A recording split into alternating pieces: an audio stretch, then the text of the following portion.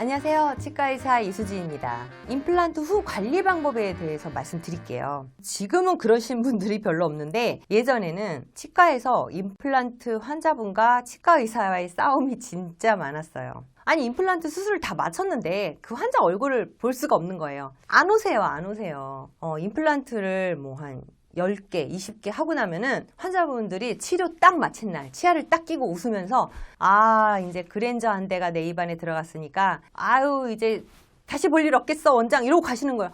그게 아니에요. 막 주의사항 드리려고 그러면은 후련해. 나는 완전한 치아를 얻었어. 이렇게 생각하시더라고요. 그리고 막 씹어도 된다고 생각하고 이를 안 닦아도 된다고 생각들을 많이 하셨어요. 예전에. 근데 그러면 안 돼요. 내 치아보다 더 잘 닦아야 되고요. 제가 늘 강조하는 잇몸 마사지, 치아하고 잇몸 사이 닦는 거, 잇몸 쪽에 혈액순환을 도와주는 거, 그런 회전법에 의한 양치질 하셔야 되고요. 그리고 너무 세게 씹으셔도 안 돼요.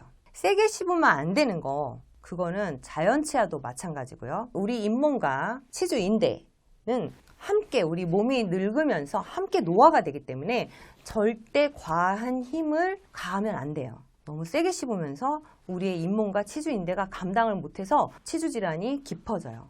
물론 임플란트는 타이타늄이라는 그 100% 생체 친화적인 금속이 잇몸 뼈에 심겨져 있기 때문에 인대는 없어요. 거기. 하지만 우리 잇몸이 약하셨던 분들이 많은 경우 임플란트를 하게 되고 여전히 그 임플란트는 내 약한 잇몸 속에 담겨 있기 때문에 잇몸의 관리를 더 잘 하셔야 돼요. 임플란트가 자연 치아보다 좀 강한 거는 딱 하나 있어요. 썩지 않는다는 거. 하지만 음식물이 임플란트와 잇몸 사이에 끼어서 잇몸 깊숙이 있는 혐기성 세균, 진지발리스 같은 세균이 그 음식물이 끼어 있으면 그대로 꿀떡꿀떡 받아 먹으면서 독성을 뿜어내고 잇몸에 염증을 일으키고 결국에는 치아 뼈가 치조골이 임플란트를 꽉 잡지 못하고 둘이 단단했던 결합이 끊어지면서 임플란트는 흔들리고 빠지게 돼요. 임플란트를 했는데 2번, 3번 수술하는 일이 생길 수 있다는 거예요. 이 점이 예전에 치과 의사들과 임플란트 환자 간의 많은 싸움의 원인이었어요. 아니 수술을 못한 거야 왜 빠져 이러는데 수술을 잘하고 못하고도 문제가 아니고 분리식을 많이 했냐 적게 했냐도 문제가 아니고 오로지 환자분들이 식사 후에 음료를 마신 후에 3분 이내로 양치를 했냐가 관건입니다. 그렇게 해야 임플란트가 안 빠져요. 힘들게 정말 너무 무서운데 치과에 오셔서 임플란트 수술도 받았고 돈도 많이 들어갔고 그랬는데 치과 검진 안 가버리고 양치 안 해버리고 막 씹어버리면은 임플란트는 빠지고 또 재수술을 하게 돼요.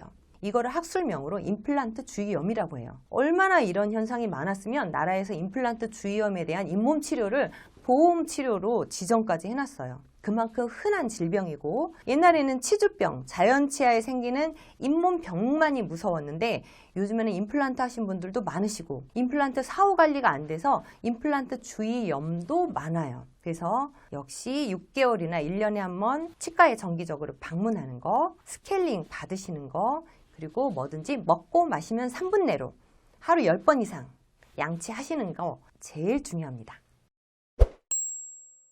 임플란트하고 제일 무서운 거는 임플란트 주변에 염증이 생겨서 임플란트를 뽑게 되고 재수술을 하는 거죠. 근데 그 염증이 심하지 않으면은 보통은 잇몸 치료를 합니다. 그리고 갑자기 나사가 빠지거나 위에 임플란트가 머리 쪽이 흔들리거나 이런 경우예요. 근데 이 경우는 좀 양호하죠. 왜냐하면 임플란트가 뿌리째로 흔들리거나 뿌리째로 뽑아야 되거나 이런 경우가 아니고 임플란트는 뿌리가 있고 머리가 있는데 그 뿌리와 머리는 나사와 나사의 결합이에요. 우리 가구나 이런 데 보면 벽에 못 박힌 거를 생각하면 돼요. 가구와 가구 사이 나사를 상상하셔도 되고 나사와 나사의 결합인데 우리 특히 한국 분들은 씹어먹는 힘, 맷돌처럼 갈아먹는 힘, 측방압을 가하는 그런 저작 작용이 되게 많아요. 그런 음식이 되게 많아요. 외국 분들은 스테이크 썰어서 드시고 상하 저작 운동만 하는데 우리는 나물도 먹고 치킨도 뜯고 막 통닭도 뜯고 그러세요. 임플란트 하고 나면은 그동안 못 씹었던 갈비 뜯고 깍두기 열무 드시고 아주 씹는 힘이 장난이 아니세요. 그럴 때 한번 나사가 뿌리와 머리 사이 나사가 한번 풀리게 되면은 계속 줄줄줄 풀려서 머리 쪽이 흔들려서 오세요. 근데 여기서 진짜 괴물의 저자갑을 가지신 분들은 나사가 뭉개져서 오세요. 정말 우리 치아는 되게 작고 임플란트 뿌리와 머리 사이 나사는 더 작은 게 있는데 그게 뭉개져서 오면 나사를 치과 의사가 힘들게 막 갈아서 제거하는 경우도 있고, 그 나사가 진짜 깊숙이 부러져서 박히면은 그로 인해서 임플란트를 발치하는 경우도 있으니 임플란트든 자연치아든 그냥 살살 씹고 음식 잘게 썰어 드시고, 뭐 꼭꼭 씹어 듣고 소화가 걱정되시는 분은 꼭 우리가 입안에서만 잘게 씹어 드셔야 되나요? 아니죠.